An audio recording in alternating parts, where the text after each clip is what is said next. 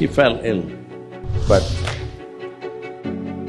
they couldn't figure out what is wrong with him. Then he saw a man with a very long face, in great misery and angst. A one-pointed mind is something that nobody can stop. If you want to evolve above the intellect, it needs a conscious effort.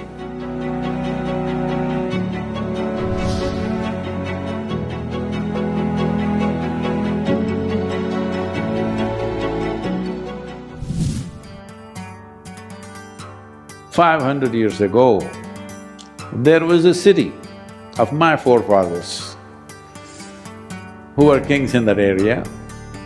This city was the richest city on the planet 500 years ago. Please look it up, it's called Hampi. And suddenly one day Krishna-Devaraya fell ill. That was the king's name. He fell ill. And physicians came and examined him in many ways, but they couldn't figure out what is wrong with him. But he was sinking away. Nearly at the doors of death, then he called for his friend and advisor, whose name was Tenali Ramakrishna. Tenali came, and he's no physician. He didn't know what to do. So the king sought his help, but he doesn't know what to do, he's not a physician. So confused, he walked away into the town and he was walking around in the marketplace. Then he saw a man with a very long face, in great misery and angst. Tenali went up to him, "Hey, what's wrong? Why are you looking like this?" He said, "I am in the sandalwood business.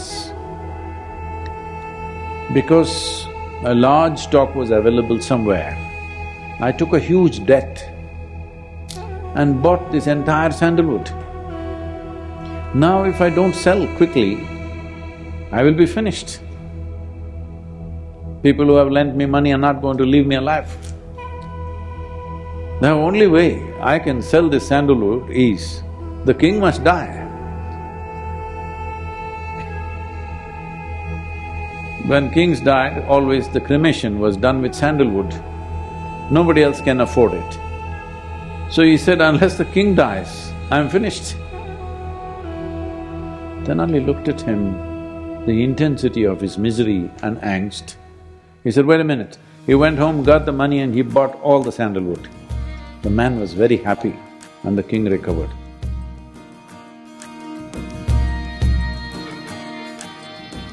It's not a joke. You must understand, in moments of anger, in moments of hatred, in moments of fear and angst, your mind becomes one-pointed. A one-pointed mind is something that nobody can stop. Right now, everybody is in this mode, can't point at anything. Because of that is one big confusion. If you have a one-pointed mind, there is nothing which can stop that. This was one of the important aspects of Gautama's expression, that he brought this into people's lives. You can take charge of your life if you take charge of your mind. I'm asking you also, if you take charge of your psychological process, you being blissful, is it a challenge? No. You're trying to take charge of somebody else's mind.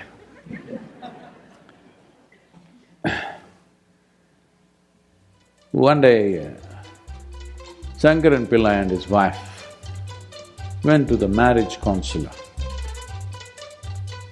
So Shankaran Pillai introduced and said, "We really have a wonderful marriage because we have such a fantastic partnership, and I'm the silent one."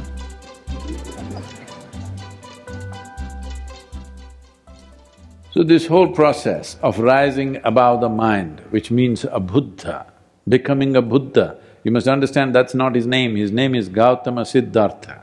Buddha is a state. That means if you're above your intellect, you're a Buddha. If you're in the intellect, you're a non-stop suffering human being. If you're below the intellect, we can call you Buddhu.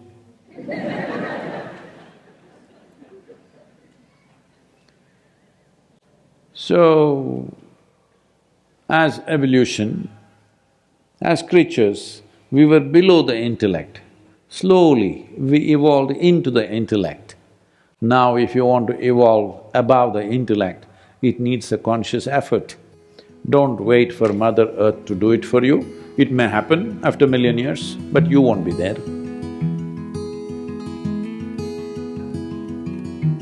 You should download an app that we have. It's a free app, anybody can download. It's called Sadhguru App. Here there is a practice called Isha Kriya. This is a simple way of bringing awareness to what is your body and what is you, what is your mind and what is you. Once there is a tiny little bit of space between you and your body, between you and your mind, this is the end of suffering.